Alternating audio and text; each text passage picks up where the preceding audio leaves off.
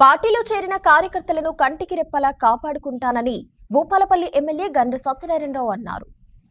రేగొండ మండలం నాగుర్లపల్లి గ్రామానికి చెందిన బీఆర్ఎస్ సర్పంచ్ కుంట తిరుపతి ఎంపీటీసీలు హనుమకొండలోని గండ్ర సత్యనారాయణరావు నివాసంలో కాంగ్రెస్ పార్టీలో చేరారు. వీరికి కండువా కప్పి పార్టీలోకి ఆహ్వానించారు.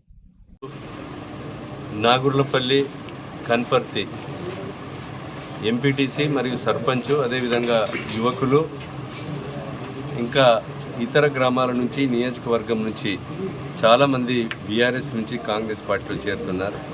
ఒక తెలంగాణ ఇచ్చిన కాంగ్రెస్ పార్టీ, ఒక స్వతంత్రం ఇచ్చిన కాంగ్రెస్ పార్టీ, ఈ దేశం కొరకు ఇందిరాగాంధీ అదేవిధంగా రాజీవ్ గాంధీ ప్రాణత్యాగాలు చేసినటువంటి పార్టీగా ఈ యొక్క తెలంగాణ రాష్ట్రంలో మరి కాంగ్రెస్ పార్టీ అధికారంలోకి వచ్చినాక 6 గ్యారంటీ పథకాలు ఏవైతే ఉన్నాయో 6 గ్యారంటీ పథకాల్లో 5 అమలు చేయబోతున్నాం.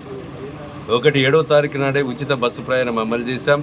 10 లక్షల రూపాయలతో ఆరోగ్యశ్రీ పథకాన్ని ప్రభుత్వ ప్రైవేట్ హాస్పిటల్లో పేదలకు వైద్యం అందించే రీతిలో అమలు చేస్తున్నాం.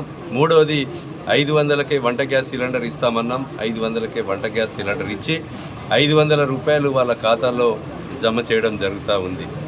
ఇంకో పథకం 4వది 200 యూనిట్ల కరెంటు లోపు జీరో బిల్ వచ్చే విధంగా ఉచిత విద్యుత్ కరెంటు మాఫీ చేస్తున్నాం.